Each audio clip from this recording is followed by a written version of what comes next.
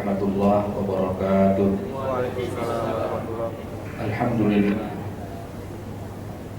Alhamdulillahilladzi arsala rasulahu bil huda wa dinil haqq liyudhhirahu 'ala ad-dini kullihi wa kafa billahi shahida. Asyhadu an la ilaha illallah wa asyhadu anna sayyidana wa nabiyyana Muhammadan abduhu wa rasuluhu la nabiyya ba'da. Allahumma salli wa sallim wa barik ala hadzal nabiyil karim Muhammadin wa ala alihi wa sahbihi wa ansarihi wa junudihi wa man jahada fi sabilillahi ila yaumiddin. Amma ba'du, ikhwati fillah rahimakumullah. Jamaah yang berbahagia, salat tarawih merupakan salat yang sangat tinggi pahalanya, besar karunia-Nya, dan juga penting posisinya. Kenapa? Karena janji Allah Subhanahu wa Ta'ala terhadap mereka yang melakukan sholat tarawih ini adalah diampuni dosa-dosanya. Man qama ramadhana imanan wa ihtisaban ghufira lahu ma taqaddama min dhanbihi. Siapa yang menjalankan ibadah di malam hari bulan Ramadan, maka Allah akan hapuskan dosa-dosanya. Nah, lebih jauh tentang bagaimana, apa, dan seperti apa sholat tarawih itu, kita akan bahas insya Allah dalam beberapa menit ke depan ini. Saya akan mulai tarawih ini dari pengertiannya secara bahasa dan secara istilah. Para ulama ahli bahasa mengatakan bahwa tarawih itu adalah bentuk jamak dari bentuk tunggalnya, yaitu tarwihah. Dan tarwihah ini secara bahasa artinya adalah istirahat. Jadi sholat tarawih itu adalah sholat yang banyak istirahatnya. Tetapi secara istilah dalam ilmu fikih, Al-Imam An-Nawawi menyebutkan dalam syarah beliau Al-Majmu' Syarah Al-Muhadzab bahwa yang dimaksud dengan tarawih itu adalah qiyamu syahri Ramadhana, melakukan sholat sunnah yang hanya dilakukan di dalam bulan Ramadan. Jadi kalau di luar Ramadan namanya bukan tarawih.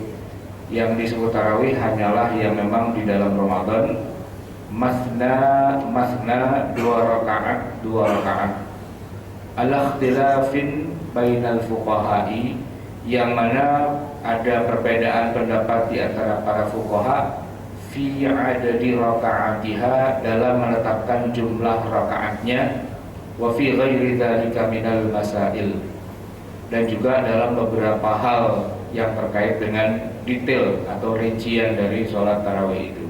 Tapi yang menjadi inti adalah bahwa itu adalah sholat sunnah yang dilakukan pada malam hari bulan Ramadan dan bukan di luar bulan Ramadan. Itu yang pertama terkait dengan masalah pengertian. Adapun yang kedua, kita bicara tentang bagaimana pensyariatannya. Pensyariatan sholat tarawih ini mengalami dua fase. Fase pertama yaitu fase yang terjadi di zaman Rasulullah Shallallahu Alaihi Wasallam, dan fase yang kedua adalah di zaman Khalifah Umar ibn Khattab radhiyallahu anhu. Di masa Rasulullah, tarawih itu disyariatkan bersamaan dengan pensyariatan puasa Ramadan. Jadi pada bulan Sya'ban, Allah Subhanahu wa Ta'ala menurunkan ayat, ya ayyuhalladzina amanu kutiba alaikumus syiyamu kama kutiba alal ladzina min qablikum la'allakum tattaqun. Masuk bulan Ramadan, Rasulullah dan para sahabat untuk pertama kalinya melaksanakan puasa Ramadan. Itu kejadiannya pada tahun kedua sejak Nabi hijrah ke Madinah. Artinya selama 13 tahun di Mekah belum ada puasa Ramadan, dan otomatis juga belum ada yang namanya sholat tarawih. Setelah hijrah, tahun kedua turunlah ayat itu, barulah kemudian Rasulullah menjalankan puasa bulan Ramadan otomatis juga malam harinya itu Rasulullah melaksanakan sholat tarawih. Cuma yang jadi masalah, Rasulullah baru 3 hari menjalankannya, kemudian menghentikan sholat tarawih itu. Jadi di masa Rasulullah pernah disyariatkan lalu ditinggalkan. Ditinggalkannya sholat tarawih itu tentu ada sebab-sebabnya yang nanti akan saya bacakan hadisnya. Tapi yang jelas hanya 3 hari saja sholat tarawih itu dilakukan di masa Rasulullah. Kemudian sampai Rasulullah meninggal dunia di tahun ke-10 Hijriah tidak ada dijalankan sholat tarawih setidak-tidaknya di dalam Masjid Nabawi secara berjamaah. Dan kita tentunya tidak menemukan dalil yang sahih apakah Rasulullah atau para sahabat mengerjakannya sendiri-sendiri di rumah atau tidak. Karena wujud yang nyata dari sholat tarawih itu sebenarnya adalah sholat berjamaah di masjid bersama-sama dengan imam rawatib. Kemudian Rasulullah wafat, digantikan pemerintahannya itu oleh Khalifah Rasulullah yaitu Abu Bakar As-Siddiq radhiyallahu anhu.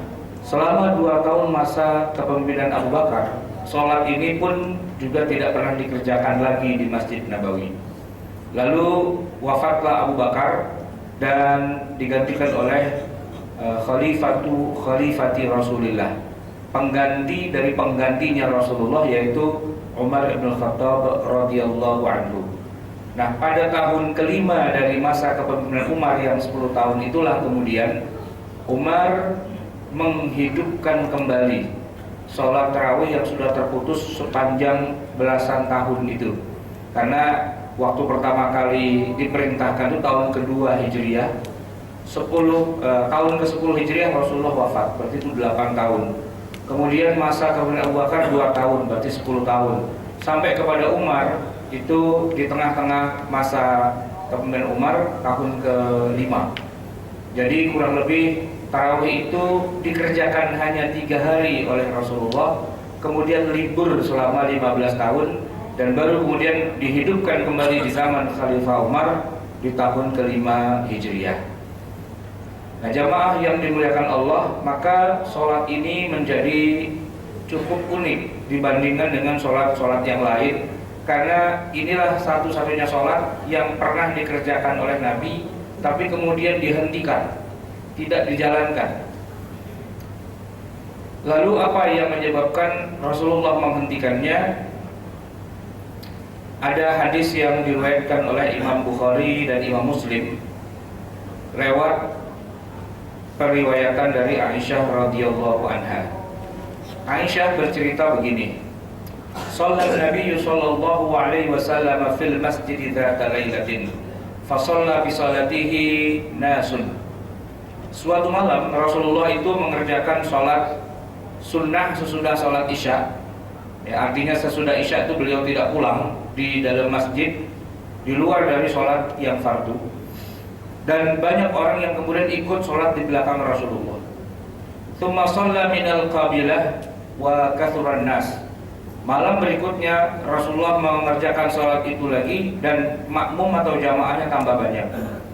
Tsumma ijtama'u fil lailatis tsalitsati aw ar-rabi'ah. Dan begitulah mereka berkumpul pada malam ketiga dan malam keempat. Ya. Falam yakhruj ilaihim Rasulullah. Tapi pada malam keempat itu Rasulullah tidak keluar lagi dari rumahnya. Artinya selesai beliau sholat Isya, beliau pulang dan nggak keluar lagi untuk mengerjakan sholat yang sudah dilaksanakan 3 malam berturut-turut itu. Falamma asbaha, ketika subuh, qala qad ra'aitu alladhi sana'tum. Kata Nabi, saya tahu apa yang sudah kalian lakukan tadi malam. Maksudnya semua sudah berkumpul siap untuk mengerjakan sholat tarawih bersama Nabi. Ternyata Nabi tidak melaksanakannya dengan tidak keluar dari rumahnya, dan akhirnya kemudian mereka satu persatu pulang. Saya tahu apa yang sudah kalian lakukan tadi malam, yaitu gagal menjalankan sholat tarawih.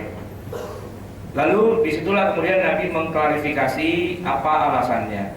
Falam yamna'ni minal khuruji ilaikum. Tidak ada satupun yang mencegah aku untuk keluar bertemu dengan sholat tarawih bersama kalian.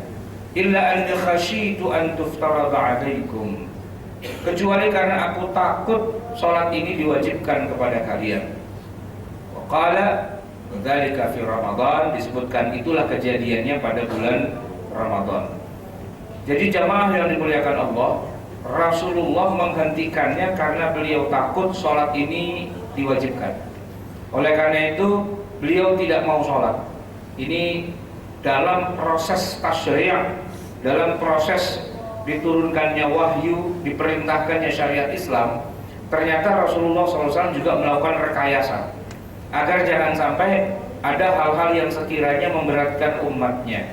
Dan ini bukan kali yang pertama, ya. Yang pertama sudah pernah terjadi ketika beliau Mi'raj, diperintahkan untuk sholat 50 waktu. Lalu Nabi Musa mengatakan, umatmu tidak akan kuat mengerjakan sehari semalam 50 waktu, mintalah keringanan. Nah, karena ini masih proses, belum penyempurnaan, masih memang dalam masa bisa berubah, Rasulullah kemudian meminta keringanan dan diringankan, diminta lagi, diringankan lagi sampai tinggal 5 waktu saja. Cuma bedanya ketika kali pertama itu Rasulullah memang ada mentornya, ada yang ngajarin, yaitu Nabi Musa alaihissalam, yang memberikan motivasi, dorongan, dan tentu saja semangat kepada Nabi untuk berusaha menawar perintah-perintah itu, dan berhasil. Dari 50 waktu hanya tinggal 5. Pengalaman dari kondisi yang seperti itu, Rasulullah kemudian ketika malam bulan Ramadan, besoknya diwajibkan puasa, beliau berhati-hati. Beliau tidak menjalankan sholat kecuali beliau yakin nanti para sahabatnya atau umatnya bisa mengerjakan sholat seperti beliau. Oleh karena itulah maka ketika beliau melihat jamaahnya makin banyak, justru beliau menghentikan. Kenapa? Karena takut tiba-tiba Jibril turun lalu bilang, Muhammad wajib ya. Kalau sampai diwajibkan begitu, itu agak susah nolaknya. Kenapa? Karena sudah ada di bumi.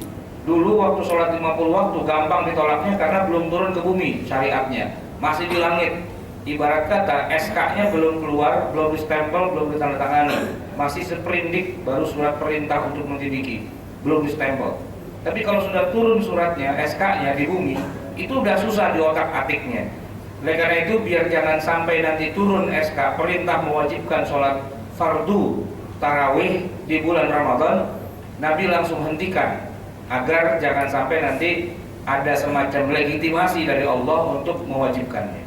Di situ seni bagaimana syariat itu diturunkan dengan proses, dan bukan sekedar Allah menetapkan begitu saja, tapi juga ada interaksi lewat Rasulullah SAW, di mana Rasulullah sebagai pelaksana di lapangan itu juga ternyata punya akses, punya pengaruh, dan juga punya istilahnya hak wewenang untuk menentukan juga seperti apa syariat yang ditetapkan kepada mereka. Misalnya katakan yang sederhana begini, awalnya Allah tidak menyuruh kita sholat menghadap Ka'bah awalnya, tapi kemudian Rasulullah sebagai orang Arab, beliau masih punya kebanggaan terhadap situs-situs kearaban. Beliau lebih cinta Ka'bah daripada Baitul Maqdis. Wajar karena beliau bukan orang Yahudi, bukan orang Nasrani, bukan orang berdarah Bani Israel. Beliau lahir di tengah masyarakat Arab yang budayanya itu datangnya ke Ka'bah, pusat peribadatannya Ka'bah. Tapi ternyata begitu Allah turunkan wahyu dan Allah perintahkan untuk sholat pertama kali, ternyata Allah nyuruhnya menghadapnya bukan ke Ka'bah, tapi Baitul Maqdis. Buat Nabi ini nggak sesuai. Makanya Rasulullah sering kali, walaupun tidak diucapkan dengan kata-kata, beliau sering dengan gaya tubuh, bahasa tubuh, itu seperti dalam tanda petik seperti protes atau minta digantilah, kalau bisa jangan ke Baitul Maqdis. Bagaimana gerakan tubuh beliau? Begini, kalau Baitul Maqdis adanya di sebelah sana, di sebelah utara, maka Nabi kalau sholat itu selalu menghadap utara, tapi di belakangnya Ka'bah. Sehingga beliau kalau sholat ke Baitul Maqdis, sekalian menghadap Baitul Maqdis, menghadap Ka'bah juga. Tapi ketika beliau pindah hijrah ke Madinah, dan ternyata Madinah itu adanya di sebelah utara Mekah dan Baitul Maqdis adanya di utaranya lagi, Rasulullah tidak bisa mengcombine dua hal ini. Tidak bisa sambil menghadap Baitul Maqdis menghadap juga ke Ka'bah, karena Baitul Maqdis di utara, Ka'bah adanya di selatan. Oleh karena itulah bahasa tubuh Nabi itu jadi aneh. Sedikit-sedikit menatap ke langit lagi sholat, sedikit-sedikit menatap ke langit, gitu kan? Ini kalau pakai bahasa tubuh, ya diterjemahkan jadi bahasa lisan, maksudnya begini: ya Allah, kesonoin dong kiblatnya, gitu.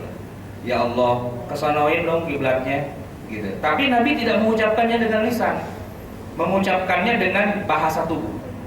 Maka Allah menjawab dalam Al-Quran, qad nara taqalluba wajhika fis sama. Iya, aku lihat kamu tuh naikkan kepalamu melihat-lihat ke atas langit. Tahu maksudnya, minta dipindahin kan kiblatnya dari Baitul Maqdis ke Ka'bah. Iya udah, sekarang menghadaplah kamu ke Ka'bah. Lihat bagaimana Rasulullah ikut berpengaruh dalam menetapkan syariat, gitu ya.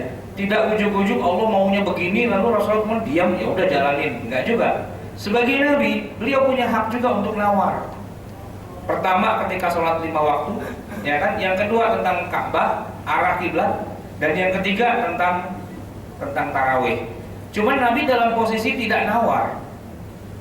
Ya, posisinya adalah tidak nantangin Allah, gitu loh.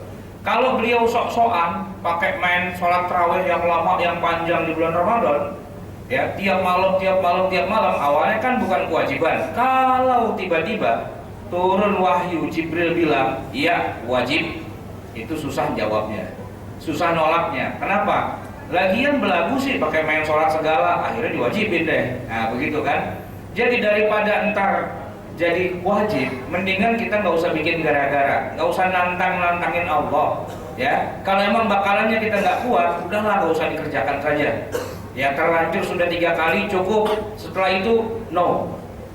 Gitu kata Nabi dalam hadis yang diriwayatkan oleh Bukhari dan Muslim. Maka sejak saat itu Rasulullah dan para sahabat tidak pernah lagi mengerjakan sholat tarawih berjamaah di masjid.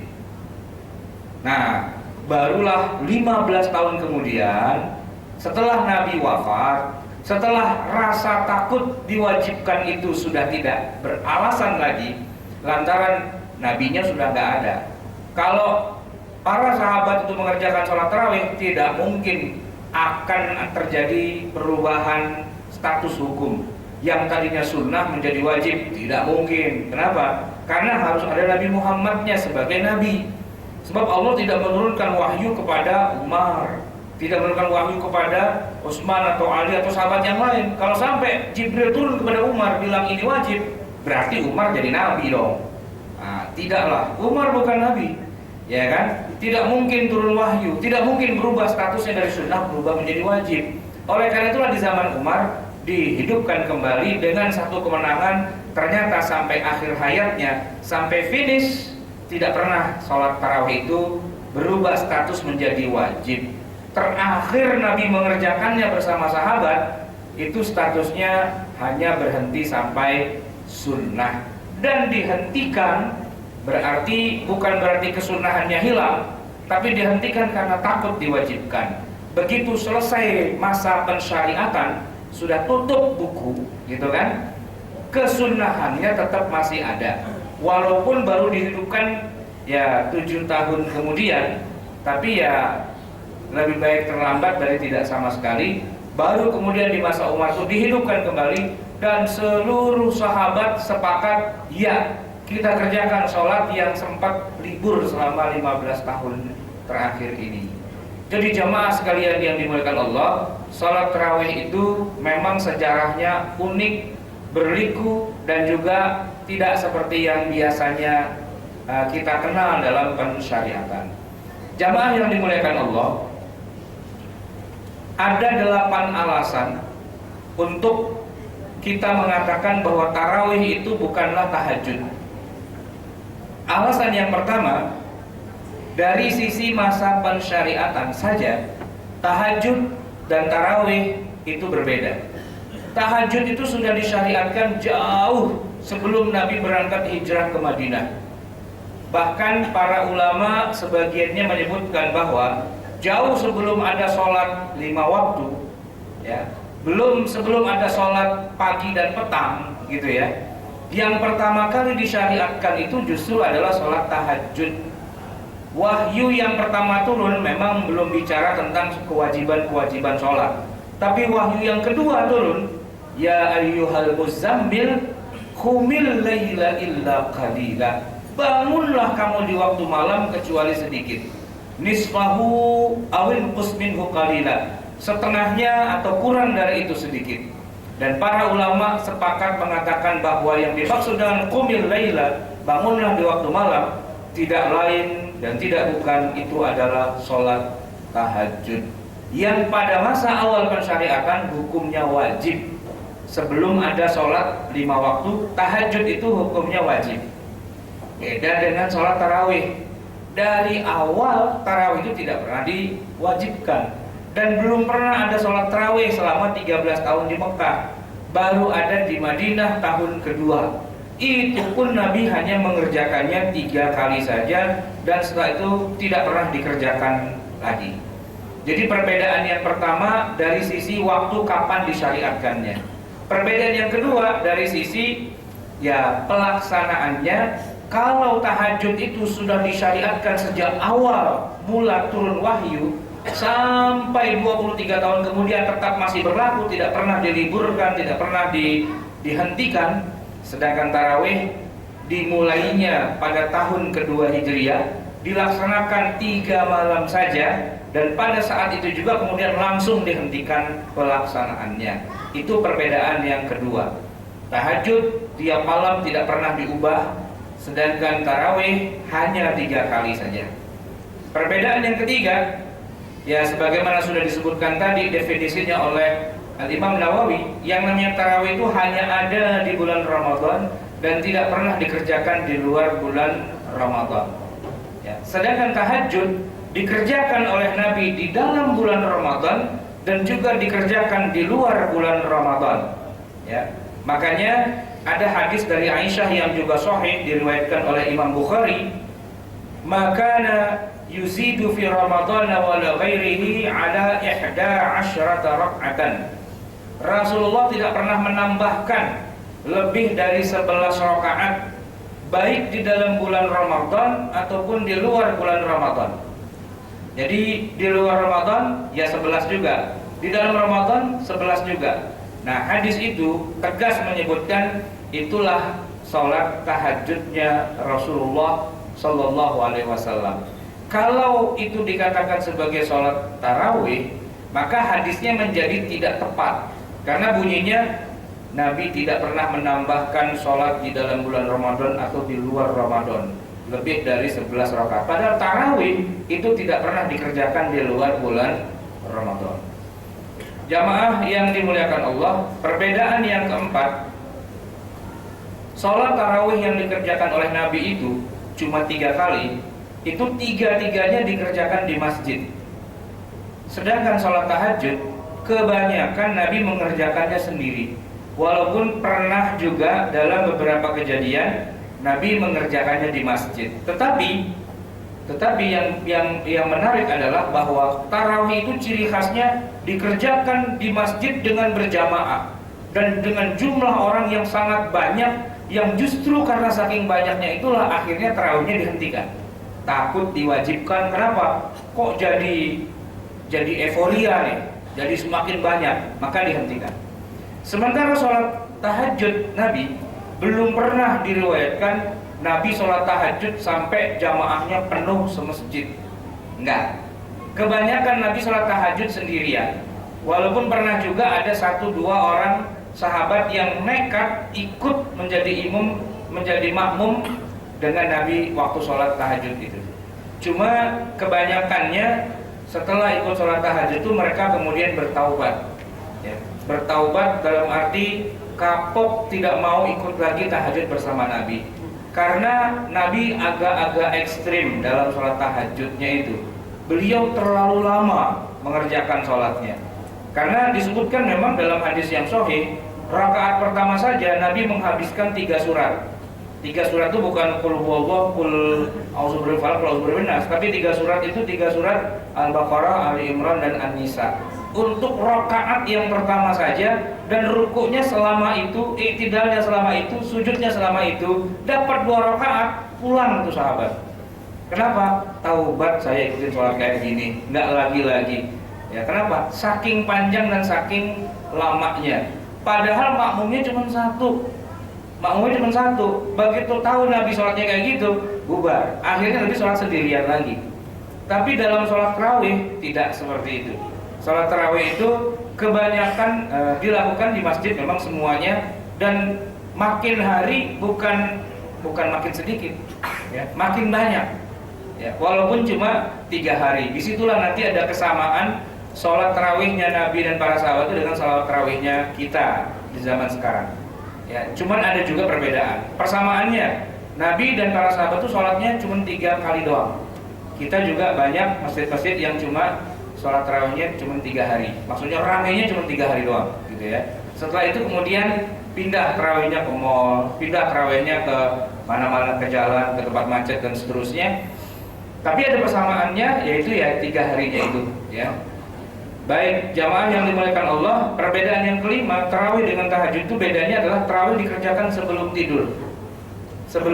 Sedangkan tahajud itu dikerjakannya sesudah bangun dari tidur. Tahajud itu secara hukum atau secara status disebutkan sholatul tatawwu' fil laili ba'dan naumi. Salat yang dikerjakan sesudah bangun tidur, dan itu hukumnya tatawwu', hukumnya sunnah. Maka tahajud itu tidak dikerjakan habis sholat isya begitu langsung, tidak. Yang habis sholat isya begitu langsung itu adalah sholat tarawih. Adapun tahajud itu dikerjakannya sesudah orang bangun dari tidur, ba'dan naumi, gitu ya. Kemudian yang keenam, perbedaannya adalah jumlah rakaat tarawih itu khilafiyah di antara ulama, tidak ada yang menyepakatinya. Sedangkan jumlah sholat tahajud pasti, yaitu 11 rakaat menurut satu riwayat, atau 13 rakaat menurut riwayat yang lain. Tapi antara 11 dan 13 itu tidak ada disebutkan Nabi sholat tahajud itu jumlahnya lebih dari 11 atau 13 rakaat, atau cuma 2 misalnya, atau cuma 3, 4, enggak. Tapi antara 11 dengan 12 itu menurut perbedaan riwayatnya. Karena di dalam hadis disebutkan kana Rasulullah SAW yusolli minal laili 13 raka'atan. Ini hadis sahih Muslim, bahwa Rasulullah salat malam itu 13 rakaat, sedangkan hadis Bukhari menyebutkan ala 11 raka'atan, 11 rakaat. Adapun salat tarawih ini jumlahnya berbeda-beda pendapat di antara para ulama, terbagi menjadi 2. Yang pertama mengatakan bahwa jumlahnya itu tertentu, dalam arti ada angkanya, entah itu 20, entah itu 30, entah itu 40 dan seterusnya, ya. Sedangkan pendapat yang kedua mengatakan tidak ada batasannya, berapapun jumlahnya. Nah, yang mengatakan tertentu itu juga beda-beda pendapat lagi. Yang paling umum adalah yang mengatakan 20. Yang paling umum, saya katakan paling umum karena hampir semua mazhab yang 4 itu bilang 20, gitu ya. Tetapi Imam Malik rahimahullah di Madinah itu menambahinya menjadi 36. Kenapa kok 36? Karena begini, ketika beliau mendapati di Mekah, orang-orang di Mekah itu sholat tarawih dengan 20, lalu mereka juga sama-sama 20, gitu ya. Menurut Imam Malik, kita ini kalah skor dengan Mekah. Sebab Mekah itu Masjid Nabawi yang kalau sekali sholat pahalanya berkali-kali lipat Masjidil Haram. Nah, sedangkan Madinah cuma Masjid Nabawi yang kalau sholat pahalanya nggak sebanyak seperti yang di Masjidil Haram di Mekah. Oleh karena itu, oleh Imam Malik ditambahin lagi ya, dari 20 menjadi 36, hampir 2 kali lipatnya. Nah, maka mazhab Maliki menyebutkan bahwa jumlah sholat tarawih itu adalah 36. Imam Ibnu Taimiyah rahimahullah mengatakan yang paling afdol sholat tarawih itu adalah 40 rakaat. Gitu. Kenapa? Karena untuk mengejar sholat yang ada di Masjid Nabawi atau juga di Masjidil Haram. Jadi paling tidak 40 rakaat lah gitu. Nah, itu pendapat yang paling masyhur, tapi ada juga pendapat yang kurang masyhur, yaitu yang menyebutkan bahwa jumlahnya boleh kurang dari 20, kurang dari 40, yaitu cuma 8 rakaat saja, dengan mengkias antara sholat tahajud dengan sholat tarawih. Tahajud itu 11 rakaat, itu 8 dan 3 dianggap witir, 8 dianggap sholat malamnya. Nah, dikiaslah antara tahajud yang 11 rakaat itu dengan sholat tarawih. Dan kita di Indonesia ini ya terbelah dua. Kalau di kampung-kampung itu pakai yang 20, tapi yang di kota-kota gitu ya, yang di mall gitu ya, biasanya pakai yang lebih sedikit, yaitu yang 11. Dari mana angka 11? Kias terhadap tahajud. Seolah-olah tarawih ini disamakan dengan tahajud. Boleh apa enggak? Ya tentu jawabannya boleh. Kenapa? Orang tarawihnya aja sunnah, kok orang nggak tarawih aja nggak apa-apa kok? Boleh kan? Nah gitu. Bahkan ada juga yang 11 rakaat itu masjidnya, tapi dia dapat 3 rakaat, 4 rakaat juga pulang gitu ya. Ya nggak apa-apa juga gitu. Tidak jadi masalah. Nah, lepas dari masalah perbedaan jumlah rakaat dan sebagainya, sebenarnya ada satu hal yang ingin saya sampaikan terkait dengan apa yang dibaca di dalam sholat tarawih itu sendiri. Jamaah yang dimuliakan Allah, sesungguhnya ada bacaan yang sudah menjadi kebiasaan para ulama di masa lalu terkait dengan sholat tarawih itu sendiri. Jadi pertama ada 3 versi. Yang pertama mengatakan bahwa sebisa mungkin setidak-tidaknya dalam 1 bulan Ramadan itu sholat tarawih itu mengkhatamkan 1 kali. Ya, di antaranya mazhab Al-Hanafiyah, di mana beliau menekankan setidak-tidaknya dalam sholat tarawih selama sebulan penuh bisa dikhatamkan 30 juz. Oleh karena itu maka kalau Ramadan itu dianggap 30 hari, 30 malam, maka 1 malam itu adalah 1 juz. Ini menurut mazhab Al-Hanafiyah, ini hukumnya sunnah. Untuk itu, bila imam membaca kira-kira 10 ayat, ya, maka dalam 1 malam akan dibaca 200 ayat. 1 rakaat 10 ayat. 20 rakaat berarti 10 kali 20 200. 1 malam itu 200. Dan kalau dikalikan 1 malam 200 dikali 30, itu akan ketemu angka 6.000. Dan Al-Quran itu jumlah ayatnya kurang lebihnya 6.000 lebih. Ada yang bilang 6.666, ada yang bilang 6.230 sekian dan sebagainya. Tapi angka besarnya adalah 6.000. Itu hitung-hitungannya. Jadi 1 rakaat 10 ayat. Tapi ada pendapat yang kedua, yang ini merupakan pendapat Khalifah Umar Ibnul Khattab radhiyallahu anhu, di mana beliau mengatakan setidak-tidaknya dalam 1 bulan itu jangan 1 kali khatam, tapi 3 kali khatam. Jadi kalau sholat tarawihnya 20 gitu ya, ya imamnya membacanya 1 rakaat 30 ayat. 30 ayat dikali 20 berapa itu? 600 ya. Nah, 600 dikali 10 hari berarti 6.000. Jadi selama bulan Ramadan 3 kali khatam. Dan yang paling afdol memang baca Quran itu bukan baca begitu. Yang paling afdol baca Quran itu adalah sambil sholat gitu. Itu pahalanya double-double tuh ya. Nah, artinya kalau kita baca sendiri Quran, biasanya saya nggak tahu kalau antum, biasanya sih dapat 2 halaman langsung ngantuk gitu. Karena Quran itu biasanya kitab pengantar tidur gitu ya. Tiba-tiba hurufnya jadi pada hilang gitu. Atau bergeser-geser ke sono kemari gitu kan. Tiba-tiba gelap, maksudnya udah ngorok gitu kan. Itu Quran out di mana gitu, orang yang baca out di mana, niat sudah dapat gitu. Semoga Allah mencatat niat baik kita yang maunya sehari itu dapat 2 juz 3 juz, tapi baru dapat 2-3 halaman ternyata sudah menghadap Allah Subhanahu wa taala. Dalam arti tertidur lelap gitu kan. Bangun-bangun udah dikit lagi maghrib gitu.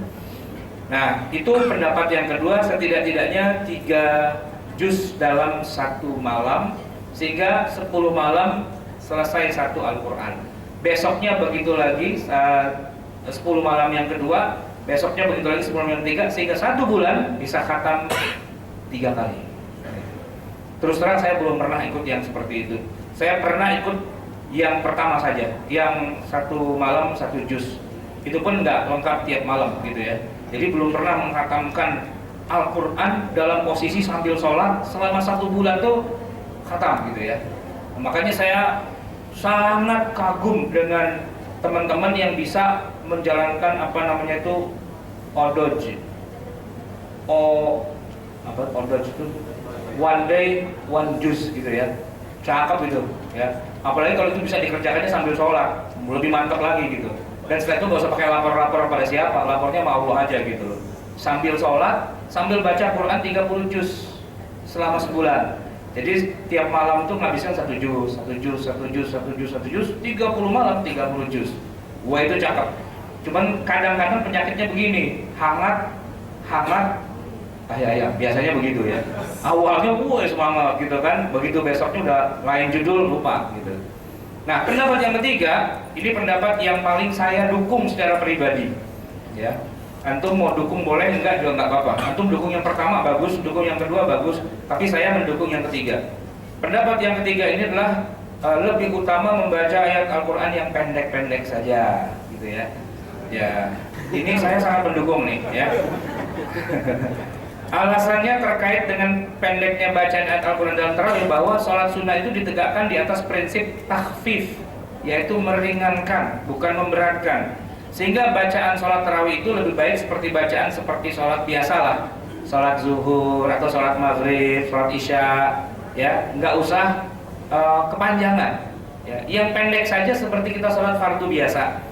Alasan lain adalah bahwa kita ini hidup bukan di zaman para sahabat. Sehingga kalau imam memaksakan diri untuk membaca 1 juz setiap malam, apalagi 3 juz setiap malam, dikhawatirkan jumlah jamaah menjadi tambah maju. Safnya maksudnya tambah maju kan, orangnya jadi berkurang. Padahal dibandingkan dengan sholat yang tidak terlalu banyak jumlah rakaatnya, ya, yaitu lebih utama sholat yang lebih banyak jamaahnya, ya. Panjang dengan jamaah sedikit, mana lebih baik? Dengan pendek-pendek tapi jamaahnya banyak gitu. Nah, di sini para ulama umumnya mengatakan yang penting jumlah jamaahnya lebih banyak, walaupun bacaannya pendek-pendek. Walaupun itu khilafiyah ya. Terus terang saya mendukung pendapat yang kedua gitu, yaitu yang pendek-pendek saja. Tapi saya tidak mendukung pendapat yang keempat, makin pendek makin bagus. Nah, itu tidak gitu loh. Maksudnya apa? Ya, Fatihah 1 nafas, kemudian suratnya juga 1 nafas, bahkan bukan 1 nafas, 1 ayat, gitu kan? Walladhdallin amin, qul huwallahu ahad, Allahu akbar, sami Allahu liman hamidah, Allahu akbar, gitu kan? Kita baru takbiratul ihram, imam udah tahiyat, gitu kan? Nah, itu pendapat yang keempat, ini di luar mainstream lah, gitu ya. Jadi ada pendapat pertama, 1 malam 1 juz. Pendapat kedua, 1 malam 3 juz. Nah, pendapat ketiga sama dengan sholat biasanya, gitu loh. Pendapat keempat lebih cepat speednya dari yang biasanya, gitu ya. Baik jamaah sekalian yang dimuliakan Allah, ini yang menarik adalah dari tadi kita ngomong tarawih. Apa sih maksudnya tarawih itu? Tadi kan disebutkan tarawih itu artinya istirahat. Lah, apa hubungannya antara sholat tarawih dengan istirahat? Ini penting, Pak. Kenapa kok disebut dengan sholat istirahat? Biasanya sholat itu dikasih nama memang yang terkait dengan apa yang ada esensinya pada sholat tersebut. Misalnya kita sebut sholat gerhana karena ada gerhana matahari. Kita sebut sholat jenazah karena ada jenazahnya, gitu kan? Kita sebut sholat istisqa, minta hujan, gitu ya, karena emang kita kekeringan. Nah, pertanyaannya, sholat tarawih itu apa hubungannya dengan istirahat? Ternyata para ulama memang menamakan sholat itu dengan istilah tarawih. Rupanya sholat itu memang diselingi dengan istirahat-istirahat. Karena jumlah rakaatnya banyak, tadi ada yang bilang 20, 36, 40 dan seterusnya. Nah, oleh karena itu sholat itu tidak bisa dikerjakan langsung 20 rakaat tanpa salam, nggak boleh gitu. Sholat malam itu harus mengacu sebagaimana sabda Nabi, sholatul laili masna masna. Sholat malam itu dikerjakan 2 rakaat salam, 2 rakaat salam. Nah, agar tidak kecapean, agar tidak ngos-ngosan, agar nggak kemudian orang itu jadi males gitu ya. Para ulama kemudian melihat bahwa ternyata para salafun soleh dulu kalau sholat tarawih itu nggak buru-buru, dapat 2 rakaat salam, kemudian mereka sholat lagi dapat 2 rakaat salam, 4 rakaat istirahat. Dan istirahatnya serius, dalam arti bukan cuma sekedar duduk sebentar terus berdiri lagi, enggak. Setidak-tidaknya lamanya istirahat itu seperti lamanya sholat gitu. Lamanya istirahat seperti lamanya sholat. Jadi kalau katakanlah satu sholat 1 rakaat itu dapat, katakanlah misalnya ya, 1 rakaat itu 3 menit misalnya. Berarti kan 1 rakaat 3 menit, 2 rakaat 6 menit. Nah, kemudian sholat lagi, 2 rakaat lagi, 6 tambah 6, 12 menit. Istirahatnya ya 12 menit itu, biar pulih keadaannya. Lalu kemudian sholat lagi, 2 rakaat salam, 2 rakaat salam, istirahat lagi. Jadi panjang nih istirahatnya. Nah, oleh karena itu disebut dengan tarawih, sholat yang ada istirahatnya, ada istirahatnya, ada istirahatnya, ada istirahatnya, sholat yang banyak istirahatnya. Itu sebenarnya kenapa kok dinamakan dengan tarawih, gitu ya. Tapi seandainya tidak banyak istirahatnya, ya sah-sah aja sih. Seperti musola dekat rumah saya, musola Darul Arqam, itu 20 rakaat Pak, ya, cepat sekali, hanya 20 menit. Karena dia menghilangkan istirahatnya. Kata imamnya, saya tanya kan, Pak Imam, kan sholat tarawih itu harusnya ada istirahatnya. Ini kenapa kok nggak pakai istirahat gitu ya? Jadi imam tahiyat akhir itu dia baca Assalamualaikum warahmatullahi, Assalamualaikum warahmatullahi. Kita kan belum selesai nih baca tahiyat akhir gitu ya. Dia sudah berdiri lagi. Kita belum salam, kita lagi salam. Assalamualaikum warahmatullahi. Dia sudah Allahu Akbar gitu. Nggak ada istirahatnya sama sekali. Tapi apa jawaban beliau? Gini aja Ustaz, kan tetap kita pakai istirahat, cuman istirahatnya kita rapel. Setelah 20 rakaat kita capek, nah silakan istirahat, pulang gitu. Sekalian pulang gitu. Oh gitu. Jadi teman-teman ya, masyarakat yang pengen buru-buru ada urusan, tapi juga masih pengen sholat tarawih, kesini aja. Habis sholat isya kita langsung tancap gas. Sholat isya tuh, Assalamualaikum warahmatullahi wabarakatuh. Cuman Allahumma salam wa salam. Yuk mulai tarawih, mulai kan. Nah isya waktu itu kan kira-kira jam 7:15 gitu kan. Sholat tarawih 20 menit, berarti kan jam 7:35 sudah selesai. Gitu. Hebat kan, super express gitu kan. Saya tanya istirahatnya mana? Ya sesudah itu kita istirahat katanya. Tidur aja atau pulang atau bagaimana terserah. Gitu. Nah jamaah yang dimuliakan Allah. Jadi itulah kurang lebih terkait dengan sholatul tarawih. Insya Allah nanti pada kesempatan berikutnya kita akan membahas sholat yang dekat dengan sholat tarawih, yaitu sholat tahajud. Ya, di mana di dalam bulan Ramadan, walaupun kemarin sudah lewat ya, kita disunnahkan untuk mengerjakan sholat-sholat sunnah di malam hari, di antaranya yang tarawih ini dan juga sholat tahajud. Tarawih, tahajud, masing-masing punya keberkahan, pahala dan keutamaan sendiri-sendiri yang kemudian oleh Nabi dirangkum, siapa yang mendirikan sholat di malam bulan Ramadan, Allah ampuni dosa-dosanya yang sudah lampau. Baik, sampai di sini. Sebelum saya akhiri, mungkin ada pertanyaan dari jamaah. Falyatafadhol, silakan. Atau saya kembalikan dulu kepada pimpinan acara. Terima kasih banyak Ustaz atas paparan yang bermanfaat. Tafadhol bagi siapa yang mau bertanya, silakan. Assalamualaikum warahmatullahi wabarakatuh. Ustaz, kalau sholat tarawih ini ada titipan ini pertanyaan. Ada yang setelah salam istirahat 2-3 menit terus naik. Ada yang setelah salam terus baca sholawat Allahumma sholli ala Muhammad wa ali Muhammad. Ada begitu. Ini datangnya dari mana? Terus apa alasan dan mohon dijelaskan Ustaz. Terima kasih. Sholawat di antara sela-sela istirahat itu tidak ada dalilnya Dalam arti kita tidak menemukan bahwa misalnya sebuah hadis menyebutkan setiap 4 rakaat Nabi beristirahat dan kemudian baca ya Hobibil, Mustafa, Balik Makosi dan enggak. Tidak ada satupun dalil terkait dengan hal itu.